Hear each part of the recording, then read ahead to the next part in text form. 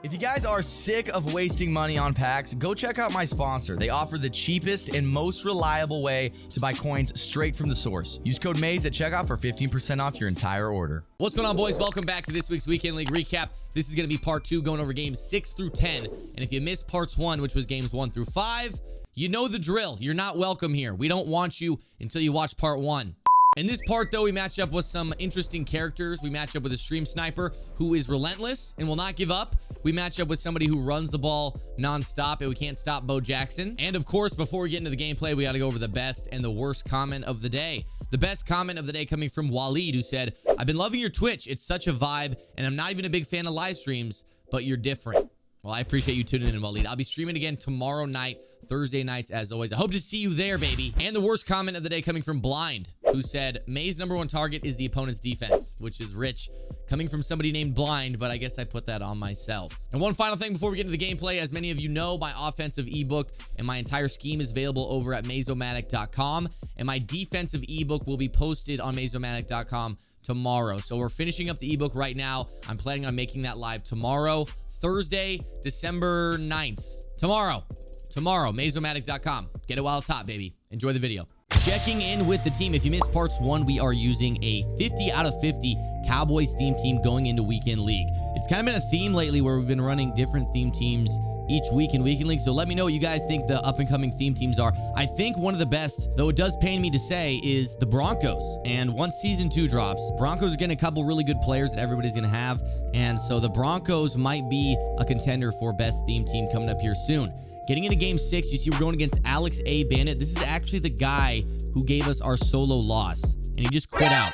And the reason he quit out is because in the first game, he actually stream sniped me, and he got caught. So we banned him from the chat because those are the rules. If you stream snipe and you win, you get banned. And so he thought if he stream sniped me again and just gave me a win, it would make up for it. But Alex, your sins are not forgiven. You are still a stream sniping a little bitch. On to Game 7. We got the victory in the last one, of course, and we're going against the Browns team right now. So Cowboys versus Browns should be good. 1st and 10. Dan Marino with maybe the worst ball I've ever seen. Intercepted by Walls, who looking like he's going to take it back the whole way. No one was even there to make a tackle. And if you look, the receiver was wide open. He had probably 5-10 yards of separation, and I don't know what that throw was, but the DB was able to come underneath, and the rest is history. So we're down 7-0, basically spotted this guy 7 points. A little bit unfortunate, but we're going to come back swinging. And Kyle Pitts on the post route. It's a pretty big gain across midfield to the 49-yard line. And this is when I noticed he was just running stock cover 3 with no adjustments. So I was like, let's just get in this seams play. Let's just hit the seams and make him pay. So there's one. He's still in this cover 3, so guess what? We're going to go right back to it. Kyle Pitts, little swerve catch into the end zone. And I still don't think this guy's made one adjustment this entire game yet. So 2-point conversion is up. It is good. And he was in the exact same defense again. On offense, however, he was a much more complex player, an offensive mastermind, if you'd say. And that offense consisted of inside zone to Derrick Henry. That's just about it. So on defense, stock cover 3. On offense, inside zone to Derrick Henry. Is anybody surprised? 2nd and 8 here. We finally force him to pass after stopping the run a little better. He throws it to a covered receiver, and Cam Chancellor is up with the interception. So you make him pass, that's the result you're going to get. On defense, check it out. Still a stock cover 3, no adjustments. We had Kyle Pitts for the 3rd time in a row, and finally he adjusts out of that defense. Now to a cover 2. But the good thing about this play is if nobody's open and you just wait, they're going to come back to the ball. You click on aggressive catch, and now we got the ball at the 15-yard line. Here we get caught in a 4th and 4. We end up finding Bo Jackson out of the backfield. His user was just too slow. Barely missed it, and we end up getting the touchdown. The 2-point conversion proves to be good, and we take a 9-point lead. So because we went for 2 both times, and he did not, we're now up 2 possessions. And with 37 seconds in the half, we already know this guy likes to run the ball a lot.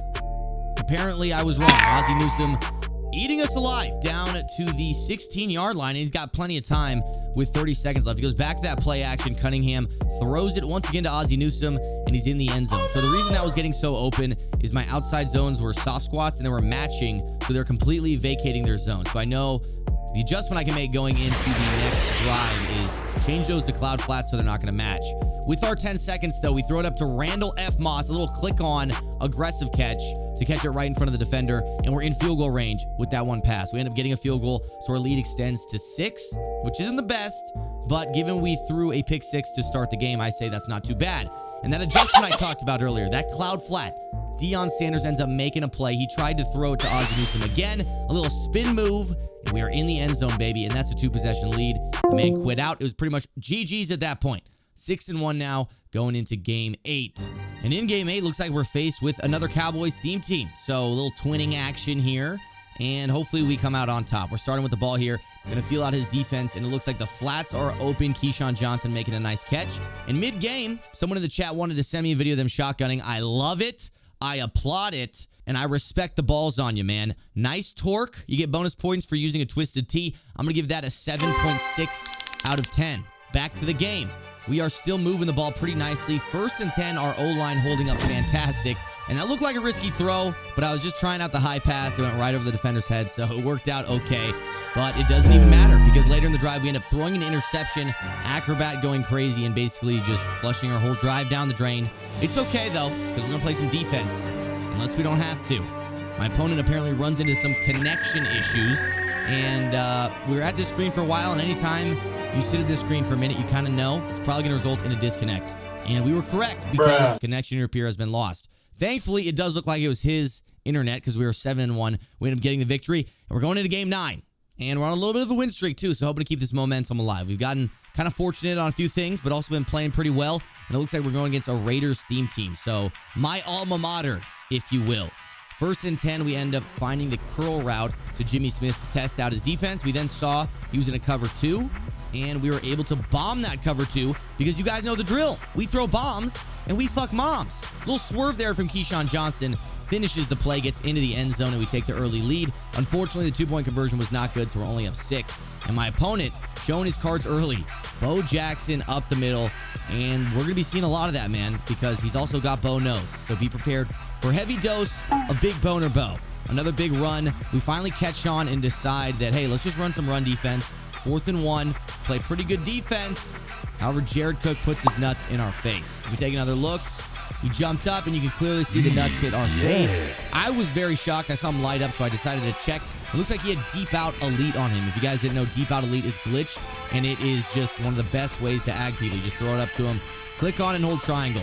But no Deep Out Elite needed there, baby. That was all stick, making his user look silly. We got the ball to midfield, so we're down because of that 2-point conversion, so we really need to make sure we do everything in our power to score here. This is a big drive. Looks like we got our receiver open on the bomb. We just didn't have the time, so we get caught at 4th and 21. This is not a good situation to be in, especially because I thought he was going to cover 2, and he actually ran man coverage. So nothing's open. We decided to take a shot on our bounce, and it looked like R1 was there. But Bo Jackson wanted to be a hero and make a play. He gets in the way of Keyshawn Johnson, who the pass was actually intended for, and we end up turning the ball over on downs. So now we are down by 1 point. He obviously loves to run the ball, and he's taking a lead. Bo Jackson on a 40-yard run makes this an 8-point game. And to top it all off, the ball's on this guy to go for an onside kick right there. Thankfully, he did not kick it far enough, so we get the ball at midfield. But I think he did that so I couldn't clock him, even though I probably wasn't going to clock him in the first place, because we're throwing bombs all winter long, baby. Happy Holomays from me to you. I'm going to start saying that. And that was an unfortunate read. Unfortunate timing, because he's already up 2, and that was our chance to tie it up. Now he's going to be up 4 with the ball, and we've seen how he likes to play. He loves to run the ball, and on top of that, he's got bow nose activated. So he has the bow nose activated. He has a perfect opportunity to clock me right here, and then get the ball back in the second half, already having a 4-point lead. This is not a good situation to be in. We're going to have to figure out how to stop Bo and how to basically make him run this clock out with no points. 3rd and 12 here. We played good run defense. Only 45 seconds on the clock. We played good pass defense as well as our man Jason Verrett goes up there with the perfect timing user pick. And I got to say, man, I kind of attribute that to Pick Artist. I feel like Pick Artist has been enabling us to catch those more often than we were before. 35 seconds on the clock. We're down 4. We've got a little bit of an opportunity here. We've got 2 timeouts and more than enough time to get at least 3, especially when we're getting out of bounds like that. So 1st and 10 now from the 42-yard line, dropping back again with Marino. Again, looking like man coverage. Not a big fan of that, but we wait for the route bounce. Playmaker in, and Bo Jackson gets us another 1st down. So now at the 29-yard line, he's still running man coverage. This man beater right here is in the ebook if you care to go check it out. We end up scoring with 5 seconds left. And look at me, man. Those arms are looking good. Now 18-16, we finally took the lead back, and the 2-point conversion is going to be good. So a 4-point lead now, and our halftime entertainment is some more shotgun videos. Our man Ronald Weasley coming through with a pretty impressive performance. I gotta say, I'm loving the mullet, and from one ginger brother to the other, I love the way you suck on that can. That one gets an 8.3. And now we have the triple shotgun, and I gotta give props to my man in the top right in that little screen, because he probably could have finished 3 shotguns by the time this man did. Take another look at the video. This man put it up, put it down in maybe 1 second. I'm still not convinced that can was even full, but then our other dude thought he was going to get away with spilling half of it down his sweatshirt. We see everything, brother. But at the end of the day, I still got to give props, man. The balls to send in a video of yourself shotgunning, knowing you're probably going to get roasted, I think that takes a lot of heart, a lot of courage. Overall, I think I'm giving that last video a 9.47 because of the guy in the top right and his need for speed. Back to the game, though. We got a great stop on 4th down there. And now up 4, we decide to go for it on a 4th down of our own, because a touchdown here makes it a 2-possession lead, and I was confident we could get it. We did get it. Now 1st and goal. We're going to hand it off to Bo Jackson, who gets hit into the end zone, and we do take that 2-possession lead. Now late in the 3rd quarter, my opponent's game plan kind of falling apart because he can't run the ball like he was, and we're playing pretty good pass defense as well. Even if he's finding receivers open, they're inbounds, that clock is ticking, and you know this is where we tighten up in the red zone. 1st and 10, Jason Verrett with the diving user lurk, and that is pretty much going to ice this game for us as we go to the turf. Your peer has conceded the game another victory, extending our win streak now 8-1 going into the last game of the video, Game 10. And guess who we get matched up with? None other than Alex A. Bandit. This is the guy that stream sniped us originally and beat us, then stream sniped us again and quit out, and now stream sniping us apparently a 3rd time and is going to play it out for the rematch. So you know what, Alex A. Bandit, I'm going to take it to you. I'm going to show you the 50 states, and that's going to be that. We see Randy Moss. We swerve. We catch. We throw bombs. We frick mom, dude. So an early score, 6-0. This game already starting better than the last, and the 2-point conversion, of course, is good. So now up 8-0 on Alex. The rematch going swell. We're starting off defense with a sack as well. 3rd and 13 now. He's got a pass, and don't think I forgot about that ugly little girl, Phillip Lindsay. Another broken tackle from Phillip, and it looks like we end up tackling him just shy of the 1st down. So it's going to be a 4th and inches where he decides to pass the ball, and boom, Derwin James diving pass breakup. Phenomenal play to give us the turnover and give us the ball back. Now, you're going to get a healthy dose of Bo Jackson, brother. I'm going to run it down your throat. Judging by my face, I'm not sure what was playing at the time, but it couldn't have been good. 1st and 10, though, at the 29-yard line. We're going with a pass this time. We see Randy again. We throw it a little bit late, but we click on and hold triangle better than he did. We had deep out a lead. I told you guys it's glitched, and I am fired up. That is pure heart, pure emotion coming out now. So we now have a 14-0 lead, of course, going for 2 once again. It looks like he plays pretty good defense. Not much is open, so we got to throw one up, and Sean Taylor unfortunately intercepts it. And not only that, he's got a couple blockers in front of him, and he's off to the races. A return once again, and I don't know why this happens to me so often on 2-point conversions. I think sometimes I got to not throw it into traffic. I just think because it's a 2-point conversion, I got to throw it no matter what. But it's sometimes better safe than sorry here. 2nd and 6, he ends up finding Vernon Davis barely and gets out of the 43-yard line. Now 3rd and 13, Cunningham dropping back once again. We're only 7-3. We get the interception, but the refs did not like it. Apparently, I touched Vernon Davis too hard, and we get a pass interference call. I didn't like it, but we end up holding strong still. 4th and goal now. We're up 12 already, and boom, great defense. Our ball once again. 53 seconds on the clock. We got a long drive ahead of us. Looks like he was worried about the wheel route, leaving Kyle Pitts wide open. A little swerve. And boom, we are off as well, man. Gonna take that one 97 yards, which is pretty surprising from a tight end. And Kyle Pitts might be one of the only guys that could do that and not get ran down. But we did leave him 37 seconds, so we have some time with 3 timeouts to go down and get points.